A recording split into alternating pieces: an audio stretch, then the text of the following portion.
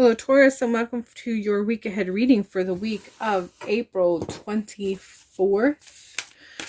I'm really getting a sense of earth element, getting grounded. I feel like this is tapping into your positive attributes for your specific sign. I feel like by and large, a lot of people in this week is really tapping into getting a little bit closer or getting better connected or acquainted with what it is that is who you are, your higher self, and this stands true for you too. This week is going to be giving you an opportunity to really reflect on and connect with that part of yourself that you may hide, usually even from yourself, but a part of you is always wanting to engage with, but you don't always let her out or him out. So this is just sort of tapping into that, and this is something that I feel like you're going to be experiencing this week. What is it about yourself that you are keeping hidden for some reason or another that is really crying for you to let out, and there's a part of you really wants to let out? We're continuing with the Knight of Pentacles, and this is letting you know that if you really want to know what it is that you are hiding from yourself, or what it is about yourself that you wish you could be more of but you're not engaging with, the secret or the question or the avenues of exploration is your sense of security. Really giving yourself some thought, analyze, and really thinking, pondering about what it is that you define security and how that defines your life, and what changes can you make, what connections and changes can you make regarding security. Is your definition, is your sense of security something that you feel is still valid now? Maybe it applied 20 years ago, but it doesn't apply now. Maybe it applied 5 years ago and it doesn't apply now. What is it that you define as a sense of security that when you really give it a lot of thought, it doesn't really apply at all? It never really applied, but you just went with it because it is what you were ingrained with, or it's just what you knew. And so you always just continued those practices and those patterns. But the key to what it is that is deep within yourself that you feel you want to awaken and allow out, really start connecting with your sense of security, how you define it, how you allow that to create life patterns, and whether or not you need to make changes and how you can make changes if that is the case. We're continuing with the Four of Pentacles, continuing that message regarding your sense of security, what it is that you're holding on to. Are you tightly holding on to elements that actually make it so that you are becoming miserly instead of experiencing lushness and abundance? Having a lot of money in the bank and never enjoying it doesn't make for a very fun life. There's nothing wrong with savings, but if you are saving all of it and never buy yourself a new set of socks because you feel like you can't afford to buy them even though you can, this is not a very lush life. So it's that sort of sense of grounding, that sort of sense of security.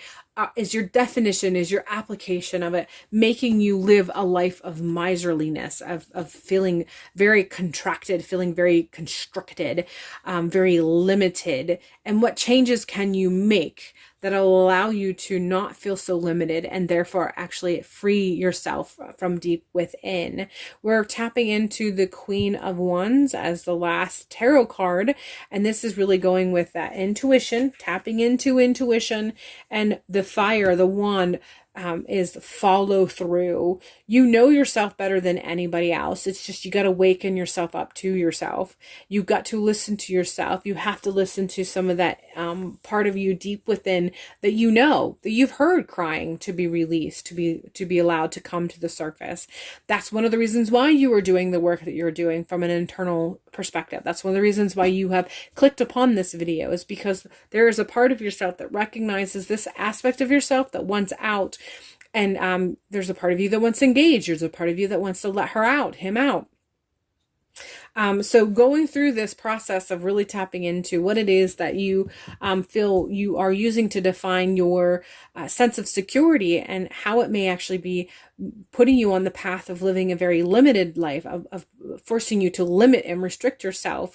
Once you see this, a Queen of Wands is letting you know that you need to follow your intuition and do some follow through, have some action plan for thought follow through. And it's not necessarily saying that you got to make that that decision immediately. Sometimes this breakdown and analyzing of self takes a little bit of time, and the transition from the feeling like you're needing to limit yourself and just allowing yourself to actually live in lushness, the transition sometimes can take some time, and it may be a slow process. So don't get too frustrated with yourself if it doesn't happen quickly, but you have to start for it to happen at all. You need to take action.